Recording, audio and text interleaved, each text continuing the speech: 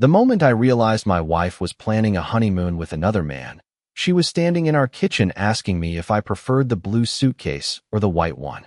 Olivia said it casually while scrolling through her phone, barely looking at me. I remember the exact second because she smiled after asking it. A relaxed smile. Light. Effortless. Like the answer actually mattered to her. I looked at the white suitcase leaning against the island counter. Brand new. Hard shell.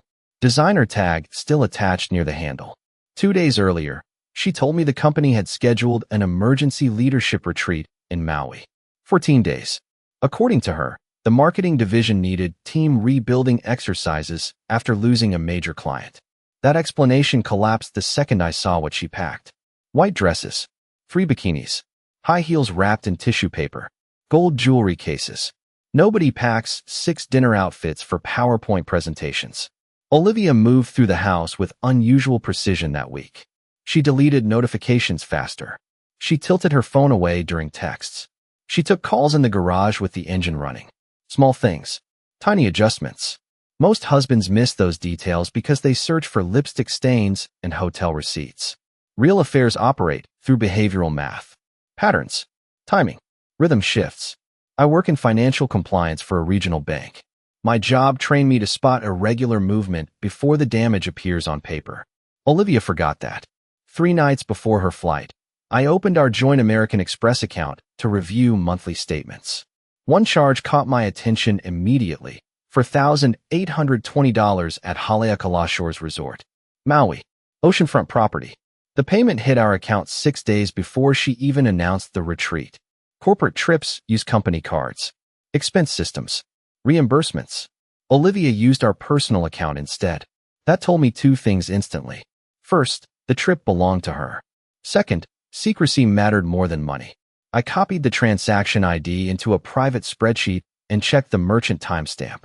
11:43 p.m. Olivia booked the reservation while I slept upstairs. The next morning, she kissed me before work and asked if I could pick up almond milk on my way home. That was the part that stayed with me.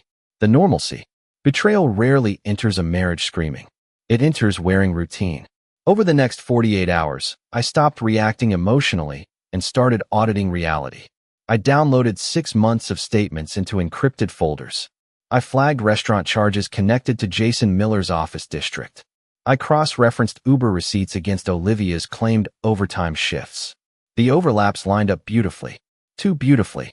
Thursday night, Olivia sat beside me on the couch pretending to watch Netflix while texting under a blanket. I caught Jason's name reflected across the dark television screen for half a second. She noticed my eyes shift and immediately locked her phone. Then she laughed. "Work never leaves me alone," she said. I nodded once. Calm. Measured. Inside my head, numbers kept stacking into place like evidence markers. At 1:12 a.m., after she fell asleep, I opened our Verizon account portal.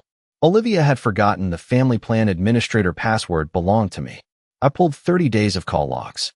Jason's number appeared 247 times. Most calls lasted under 3 minutes during business hours. But the late-night calls stretched longer. 27 minutes. 42 minutes. One lasted 81 minutes the previous Sunday while I visited my father in Cleveland. I stared at that call duration for a long time. 81 minutes tells a story all by itself. The next morning, Olivia zipped the white suitcase closed and asked me to lift it into the trunk because it felt heavier than expected. I grabbed the handle. The luggage tag swung toward me as I raised it. Haleakala Shores Resort. Oceanfront Villa Package. 2 guests included. Jason Miller entered my marriage long before Olivia ever boarded that flight to Maui. Most affairs begin inside repetition. Shared jokes. Shared schedules. Shared complaints about home life disguised as harmless venting. Olivia started saying his name the way people mention background music. Constantly. Casually. Predictably. Jason handled the Henderson account. Jason thinks our boss is panicking. Jason found this little sushi place downtown. At first, I treated it like office chatter because adults spend half their lives at work. Then the frequency shifted. She mentioned him every day, sometimes 6 or 7 times before dinner. Once I noticed the pattern, I started tracking it mentally the same way auditors flag recurring wire transfers. Repetition reveals attachment faster than emotion does. 2 months before the Maui trip, Olivia changed her gym schedule from mornings to evenings. Her explanation sounded polished. Jason recommended a trainer near his apartment complex. That sentence stayed in my head for days. Near his apartment complex. Married people expose themselves through unnecessary details because guilt pushes them to over-explain. One Thursday night, she walked into the kitchen smiling at her phone while stirring pasta sauce. I asked what was funny. She answered too fast. Jason sent a meme about our department meeting. Then she locked her screen immediately afterward. Tiny move. Tiny panic. Another night, she fell asleep on the couch with her phone beside her. The screen lit up around midnight. Jason's name appeared above a text preview. Miss you already. I read those 3 words before the display faded black again. Olivia woke up seconds later and grabbed the phone so quickly she almost dropped it. Work stuff? She muttered while walking upstairs. That was the exact moment suspicion hardened into structure. I stopped looking at their relationship emotionally and started building a timeline. I created a private encrypted folder on my laptop labeled Q3 tax documents. Inside it, I stored screenshots, timestamps, account exports, and call records. I reviewed our shared Google Calendar history. Olivia suddenly volunteered for conferences she used to avoid. Jason attended every single one. I checked Delta SkyMiles activity tied to our joint travel account. 3 months earlier, Olivia purchased an upgraded seat on a Chicago flight using personal reward miles. Jason posted a photo from Chicago that same weekend during what he called a solo reset trip. Same rooftop bar. Same skyline angle. Different captions. Affairs thrive on compartmentalization. People like Olivia convince themselves secrecy creates separation between actions and consequences. The brain splits reality into isolated boxes. Wife, employee, lover, vacation planner. Each version survives independently until evidence drags them into the same room together. During the week after Olivia left for Maui, I noticed another behavioral change. Her messages arrived on schedule instead of naturally. 8:30 in the morning, 1:15 in the afternoon, 9:40 at night. Identical spacing every day. Controlled communication. Managed reassurance. She sent photos strategically too. Coffee cup near a laptop. Ocean view from a balcony. Hotel hallway mirror selfie cropped tight enough to erase whoever stood beside her. Then Friday night happened. I sat at my desk reviewing our retirement account allocations when my phone vibrated. Olivia sent a video through text message at 2:07 a.m. Eastern Time. 21 seconds long. Dark room. Waves crashing outside. Ice clinking against glass. Then Jason's voice entered the background laughing about somebody getting sunscreen in their eyes. Olivia answered him while facing away from the camera. He is asleep anyway. 3 seconds later, the video disappeared from the conversation thread. She deleted it remotely almost immediately. Too late. I already downloaded the file and copied it into the encrypted folder. Then I increased the audio volume and heard something else underneath the waves. Olivia laughing harder than she had laughed with me in over a year. After the video, something inside me changed shape. Anger burns hot and fast. Calculation lasts longer. I stopped staring at Olivia as my wife and started evaluating her like a liability attached to my financial future. The emotional side of betrayal mattered less than the structural damage. Affairs destroy trust first, then assets second. Most people learn that too late. Saturday morning, I drove to my bank branch before sunrise and opened a new individual account under a separate institution outside our joint portfolio network. I redirected my quarterly bonus deposit there within 20 minutes. Then I contacted my attorney, Daniel Reeves, a divorce specialist who spent 15 years untangling executive infidelity cases across Connecticut. I told him I wanted preparation, strategy, and timing. Daniel asked the standard questions immediately. Shared assets, retirement exposure, property ownership, hidden debt. I already had the spreadsheets open before he finished talking. Olivia and I own the house jointly. 2 vehicles, 1 brokerage account. Combined retirement savings worth roughly $680,000. Daniel stayed quiet for several seconds after reviewing the numbers. Then he asked the most important question. Do you want emotional closure or leverage? That question reframed everything. Emotional people confront too early because pain pushes them toward reaction. Strategic people wait because timing controls outcomes. I chose leverage. Over the next 3 days, I built a complete behavioral archive. I downloaded cloud backups from our shared Apple storage plan. Olivia forgot that family synchronization copied metadata automatically across linked devices. I extracted timestamps from photos she deleted months earlier. Most images looked harmless at first glance. Restaurant tables, airport cocktails, conference lobbies. But metadata tells the real story. Latitude coordinates, device pairings, time overlap. Jason appeared beside her in nearly every sequence once I aligned the timestamps correctly. Monday night, Olivia called me through FaceTime from Maui. She wore a loose white cover-up and oversized sunglasses despite sitting indoors. People hide their eyes during deception because eye contact activates stress responses faster than speech patterns do. Busy day, she said while adjusting the camera angle repeatedly. I noticed another wine glass reflected inside the balcony door behind her. 2 chairs, 2 towels hanging nearby. She followed my silence with nervous overcompensation. You would love this place, Ethan. Maybe we should come together sometime. That sentence almost made me laugh. Affairs create bizarre arrogance after enough secrecy succeeds. Cheaters start believing they direct the narrative completely. Olivia assumed distance weakened my awareness. In reality, distance sharpened it. After the call ended, I opened Jason's public Instagram account again. His latest story showed a blurred ocean sunset with a caption about finally relaxing after surviving corporate hell. He geotagged nothing, but reflections betray people more than captions ever do. I enlarged the image until the pixels broke apart across my monitor. Inside the corner of his sunglasses, I saw the outline of a white resort umbrella with blue stripes. Haleakala Shores used identical umbrellas across their private beachfront villas. Same color pattern, same embroidered logo near the edge. That tiny detail mattered because it connected both of them physically inside the same property at the same hour. Evidence stacking creates a strange psychological effect. Each new discovery hurts less emotionally and strengthens resolve instead. By Tuesday afternoon, I already knew Olivia crossed every boundary she promised mattered. The real question shifted toward duration. How long had she been building this second life behind me? That night, I accessed our home security archive remotely and reviewed footage from the week before her departure.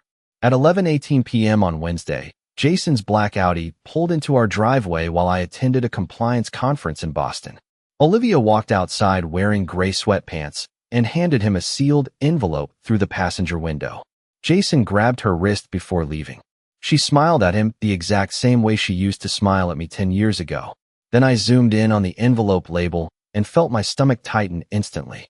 Passport documents. The passport envelope changed the entire scale of the situation. Affairs built around impulse usually collapse under pressure. Planned affairs operate differently. Planned affairs involve logistics, identity documents, financial forecasting, and exit fantasies. Olivia and Jason had crossed far beyond flirtation. They built infrastructure. Wednesday morning, I contacted Daniel again and forwarded him copies of the surveillance screenshots, bank transfers, and travel purchases. He responded within 11 minutes. Free strategic exposure immediately. That phrase carried weight. Because he understood something most betrayed spouses miss. Emotional panic creates expensive mistakes. Calm documentation creates negotiating power. I spent the next 6 hours restructuring everything connected to my future. I changed beneficiaries on my life insurance policy. I separated auto-pay systems from our joint checking account. I rerouted investment notifications to a private encrypted email Olivia never accessed. Then I scheduled a forensic consultation with an asset tracing specialist Daniel recommended. Her name was Melissa Grant, former federal investigator. Ruthless attention to detail. Melissa reviewed the documents over a secure video call and spotted something within minutes that I missed entirely. Look at the timing overlap between the resort booking and the passport renewal payment, she said. I pulled both transactions onto the screen side by side. Same date, same hour. Olivia renewed her passport 2 days before reserving the Maui villa. Melissa leaned closer toward the camera. This trip probably served as a test run. That sentence settled heavily in my chest. Test run. People preparing permanent exits rehearse emotionally first. Secret vacations. Shared finances. Travel patterns. Emotional dependency. Every hidden relationship eventually asks the same question. Could life together function outside fantasy? I started reviewing Olivia's recent behavior through that lens. 6 months earlier, she suddenly pushed for discussions about selling the house and moving somewhere warmer and simpler. 3 months later, she opened a separate credit card under the excuse of improving her credit utilization ratio. 2 weeks before Maui, she asked strange questions about our retirement penalties and equity distribution after property sales. At the time, those conversations sounded random. Now they aligned perfectly. Thursday afternoon, I accessed our shared cloud storage archive again and found another detail buried inside deleted files. Olivia scanned multiple tax returns and saved them into a hidden folder labeled Travel Docs. Jason's name appeared inside one PDF file name accidentally synced from her phone. Jason and Olivia budget draft. My pulse slowed instead of speeding up. That reaction surprised me. Somewhere during the investigation, emotional devastation transformed into clinical detachment. Betrayal loses some of its power once patterns become measurable. I opened the document carefully. Monthly housing estimates, relocation projections, combined salary calculations based on Jason's commission structure, estimated apartment costs in Scottsdale, Arizona. Olivia planned an entirely different future while eating dinner across from me every night. The cruelest part involved the timing. 2 months earlier, I helped her mother cover emergency medical bills after surgery complications. I liquidated part of my brokerage portfolio to keep her family stable. Olivia thanked me through tears that same week. Then she built relocation spreadsheets with another man immediately afterward. Human beings compartmentalize faster than most people realize. Thursday night, Olivia called again.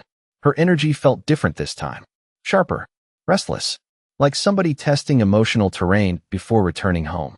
You sound distant, she said while adjusting her necklace repeatedly. I told her work kept me busy. She studied my face for several seconds longer than usual. Then she smiled carefully and changed the subject toward Maui restaurants and snorkeling excursions. She overperformed normalcy because instinct warned her something shifted. Guilt heightens pattern recognition. People hiding affairs constantly scan for danger signals.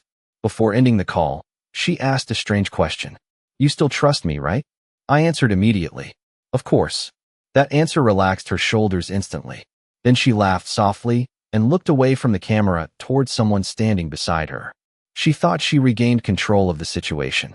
What Olivia failed to understand was simple. The moment a person starts preparing for betrayal financially, emotionally, and legally, the marriage already ends long before confrontation ever begins. After the call, I received a notification from our home security system. Front door motion detected. I opened the live camera feed expecting a package delivery. Instead, Jason's younger brother stood on my porch holding a set of house keys I had never seen before. Jason's younger brother stayed on my porch for less than 40 seconds, but those 40 seconds exposed another layer of Olivia's planning. I watched through the security feed while sitting at my kitchen counter with Daniel's legal notes spread beside my laptop. The man glanced around nervously, crouched near the flower planter beside the front steps, then slid a key ring underneath the ceramic base before leaving. I replayed the footage 3 times. 3 keys. 1 house key. 1 mailbox key. 1 electronic fob. I drove home immediately and checked the planter myself. Attached to the ring sat a small white tag with handwriting I recognized instantly. O+J, clean lettering. Olivia always curved her J's too sharply. I stood there holding those keys longer than I should have. Affairs become harder to dismiss once physical symbols appear. Hidden hotel receipts still feel abstract. Secret keys feel permanent. I photographed everything and sent copies to Daniel. His response arrived within 2 minutes. Document chain of custody. Touch nothing else. By then, Olivia's return flight sat less than 36 hours away. Friday morning, she texted me a photo from the airport lounge in Maui. Sunglasses. White sweater. Expensive champagne beside her boarding pass. Caption: ready to come home to my favorite person. The timing almost impressed me. 12 hours earlier, I had reviewed relocation budgets she built with Jason. Now she performed devotion through filtered airport selfies. People living double lives eventually confuse performance with truth. I answered with one word. Missed you.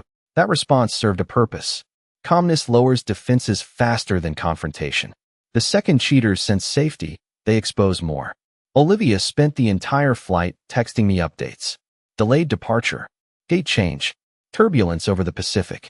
Every message carried extra affection layered over rehearsed normalcy. She wanted emotional temperature readings before landing. I gave her nothing except steady reassurance. During those final hours, I finalized everything. Daniel prepared draft separation paperwork and stored it privately until I chose the right moment. Melissa finished tracing the financial overlap between Olivia and Jason. Shared resort purchases, coordinated travel timing, hidden reimbursement transfers through payment apps. One detail stood above the rest. Jason paid for Olivia's return flight upgrade using his personal credit card reward account. That mattered legally because financial contribution establishes relationship intent during certain settlement negotiations. Melissa called it romantic investment behavior. I called it stupidity. Saturday evening, I drove to JFK and waited near Terminal 4 arrivals. Olivia emerged pulling the same white suitcase that started this entire collapse. Hair curled perfectly, gold necklace resting against sunburned skin. She spotted me instantly and smiled with visible relief. Real relief. She still believed she controlled the narrative. The moment she reached me, she wrapped both arms around my neck and kissed my cheek. "I missed you so much," she whispered. I noticed another detail immediately. Olivia wore a new bracelet. Thin silver chain with tiny ocean blue stones. Jason wore the matching version in several office photos online. Coordinated jewelry. Couples always leave signatures somewhere. During the drive home, Olivia talked constantly. Stories about leadership seminars, beachfront networking dinners, team exercises. Her lies arrived polished and organized because she practiced them repeatedly with Jason before returning. Every fabricated detail carried rehearsed confidence. I nodded at the right moments and kept my eyes on the road. Halfway home, she placed her hand gently on my arm and asked, "You seem quiet. Everything okay?" I smiled slightly. Long week. That answer satisfied her enough to keep talking. Back at the house, she unpacked gifts across the kitchen island like somebody returning from a family vacation. Chocolate-covered macadamia nuts for me. Hawaiian coffee beans for my father. Decorative candles for the guest bathroom. Then she pulled one final item from her purse. A luxury hotel pin engraved with Haleakala Shores Resort. "Cute little souvenir," she said casually while placing it near the sink.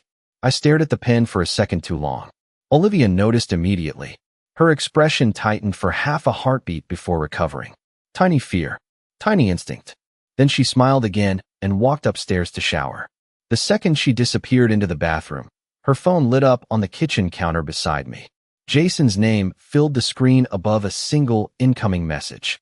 "Already miss waking up next to you." Jason's message stayed on Olivia's phone screen for maybe 4 seconds before the display dimmed again. But 4 seconds was enough to erase the last remaining piece of hesitation inside me. "Already miss waking up next to you." Simple sentence. Casual wording. The kind people send when intimacy has already become routine. I stared at the glowing screen while water ran upstairs through the shower pipes. Then I picked up her phone carefully and checked the preview settings without unlocking it. Jason sent 3 more messages immediately after the first one. "Text me when he falls asleep. You left your bracelet in my carry-on. I still smell your sunscreen on my hoodie." I placed the phone back exactly where she left it. Same angle. Same distance from the counter edge. Small details matter during surveillance because people subconsciously track object placement inside familiar environments. Olivia stepped downstairs 20 minutes later wearing gray sweatpants and one of my old college hoodies. She smiled the second she saw me cooking dinner. That image almost disturbed me more than the affair itself. Human beings adapt terrifyingly fast between identities. Hours earlier, she shared a resort bed with another man. Now she moved through our kitchen pretending to resume married life seamlessly. During dinner, she kept reaching for physical contact. Hand on my wrist. Foot brushing my leg beneath the table.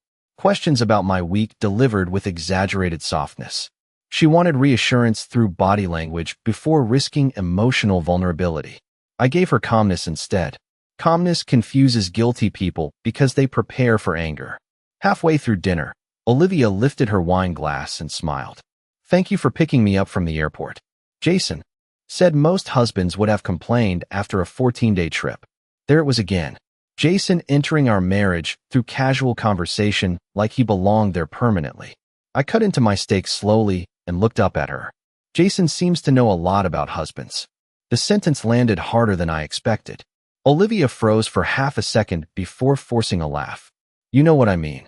Her eyes shifted downward immediately afterward. Stress response. Avoidance.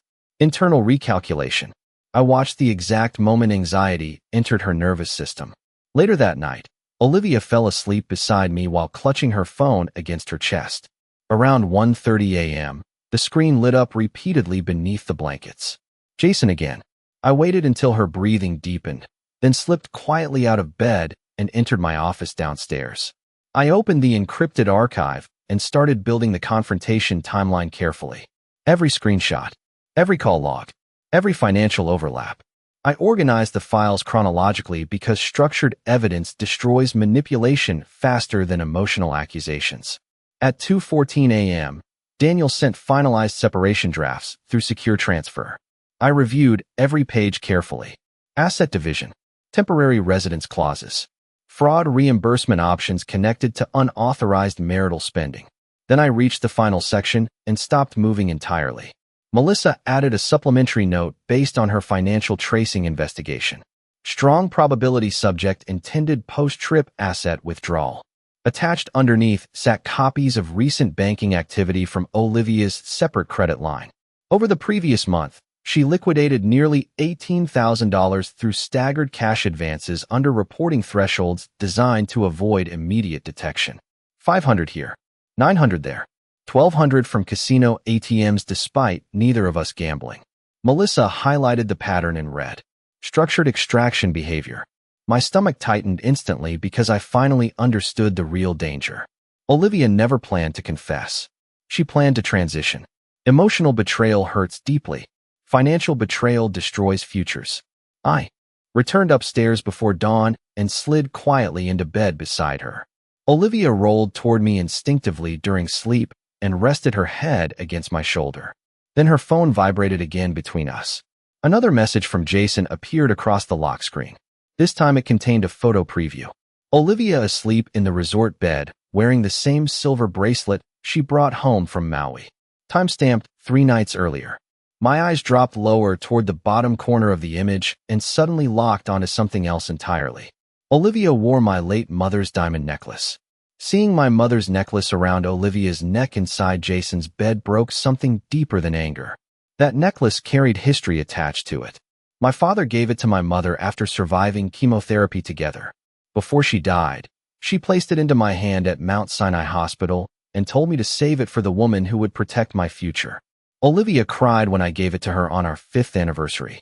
Now another man photographed her wearing it while she slept beside him in Maui. I stared at the image until sunrise without moving. Around 7 in the morning, Olivia walked downstairs wearing silk pajamas and stopped immediately when she saw me awake at the kitchen table.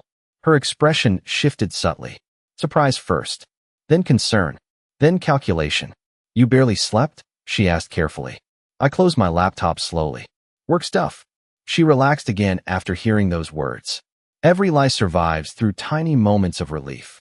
Olivia poured coffee and moved around the kitchen pretending normalcy still existed between us. Meanwhile, my phone buzzed repeatedly with updates from Daniel and Melissa. The legal strategy was almost complete. Asset protection filings prepared. Account separation documented. Fraud exposure organized chronologically. All that remained was timing. Olivia sat across from me sipping coffee while checking messages under the table. Jason again, most likely. Their communication patterns intensified after reunions because separation anxiety spikes once fantasy collides with ordinary life again. Affairs thrive in controlled environments. Airports, hotels, secret dinners. Real life introduces pressure. Bills, shared calendars, emotional inconsistency. Olivia sensed distance growing between us even if she lacked proof. Around noon, she suggested we spend the evening together. Maybe dinner downtown? Just us? She asked with a smile that looked almost sincere. That invitation fascinated me because guilt often pushes people toward artificial intimacy after betrayal. They try restoring emotional balance through sudden affection. I agreed immediately. Calm cooperation lowers suspicion. Throughout the afternoon, I reviewed the final evidence archive carefully one last time. Video recordings, financial trails, Phone logs, GPS metadata, deleted cloud backups. The sheer volume shocked even me. Human beings leave digital fingerprints everywhere now. Most cheaters only understand secrecy emotionally. Very few understand how data preserves behavior permanently. Before leaving for dinner, Olivia spent almost an hour getting ready upstairs. When she finally walked down the staircase, she wore the same white dress from the resort photos Jason posted accidentally in the background of his social media stories. Another signature. Another overlap. She still wore my mother's necklace too. During the drive downtown, Olivia kept studying me through the passenger side mirror reflection. Her instincts kept warning her something had changed fundamentally. At the restaurant, she reached for my hand almost immediately after we sat down. "I feel like we have been disconnected lately," she said softly. I nodded once. "Maybe." Her fingers tightened around mine. "I love you, Ethan." That sentence landed strangely because timing exposes authenticity more than words do. People rarely confess love while actively constructing escape plans with someone else. They confess fear instead. Halfway through dinner, Olivia excused herself to the restroom and left her purse beside the booth. Her phone vibrated again within seconds. "Jason." This time the preview showed enough text before fading. "Did you tell him about Scottsdale yet?" My eyes locked onto that word instantly. Scottsdale, the city from the relocation budget spreadsheets. Olivia returned moments later and noticed my expression immediately. She sat down slower this time. Careful, measured. "Everything okay?" she asked. I smiled calmly and lifted my wine glass. "Actually," I said quietly, "I was about to ask you the same thing." For the first time since Maui, real fear entered her eyes. The drive home from the restaurant felt completely different from the drive there. Olivia stopped filling silence with stories. She stared out the passenger window while gripping her phone tightly against her thigh. Fear changes people physically. Breathing shortens. Movements sharpen. Eyes keep searching for exits inside ordinary conversations. She sensed pressure building around her even though she still lacked confirmation. When we reached the house, she moved inside ahead of me and poured herself a glass of wine before taking off her heels. I watched her carefully from the kitchen doorway. Her hands trembled slightly while lifting the bottle. "You are acting strange tonight," she said finally. Calm voice. Controlled tone. Rehearsed composure. I loosened my tie slowly and walked toward the dining table where my laptop already sat waiting. "I learned something interesting this week," I replied. Her posture stiffened instantly. "About what?" I opened the laptop without answering and rotated the screen toward her. The first image appeared immediately. Haleakala Shore's resort transaction records tied to our joint account. Olivia's face drained of color before she could hide the reaction. She recovered fast, though. Faster than most people would. "I told you the company reimbursed some expenses late," she said quickly. "Excuse ready. Pre-built." I clicked the next file. Jason's late-night call logs. 247 contacts over 30 days. Her breathing changed again. "Jason and I work together, Ethan." Another prepared defense. Then I opened the resort video she accidentally sent at 2 in the morning. The sound of ocean waves filled the room first. Jason's laughter followed seconds later. Olivia froze completely when her own voice whispered through the speakers. "He is asleep anyway." Silence swallowed the kitchen afterward. She looked at me like somebody calculating survival routes during a collapsing bridge crossing. "Ethan," she started quietly. I raised one hand gently and stopped her. "Wait." Then I opened the relocation budget spreadsheet. Scottsdale housing projections. Combined income estimates. Apartment calculations under both their names. Olivia stared at the screen so hard her eyes watered instantly. "You went through my files?" she whispered. That question almost impressed me. People caught betraying others often redirect outrage toward discovery methods because admitting the truth destroys self-image too quickly. I leaned back calmly. "You planned a second life using my retirement contributions." Her lips parted slightly, but no words came out. I continued opening files one by one. Jason's messages. Flight upgrades. The security footage of passport exchanges outside our house. The hidden cash withdrawals. Every layer removed another piece of control from her. Eventually, Olivia started crying quietly into both hands. Real tears this time. Fear tears. Exposure tears. It was emotional at first, she whispered between breaths. Then things got complicated. I stayed silent. Silence forces confession better than shouting ever will. Olivia wiped her face quickly and looked up again. I never wanted to hurt you. Another classic phrase. People rarely plan damage emotionally. They plan pleasure and expect consequences to arrive later. I slid one final image across the table. The photo Jason sent after Maui. Olivia asleep beside him wearing my mother's necklace. Her entire body visibly recoiled after seeing it. "Oh my God," she whispered. "Ethan." That was the first moment she truly understood the scale of destruction. Her affair stopped being abstract. It became personal history contamination, family contamination, legacy contamination. She stood abruptly from the chair and started pacing the kitchen while crying harder now. "I was going to tell you," she said. "I just needed time."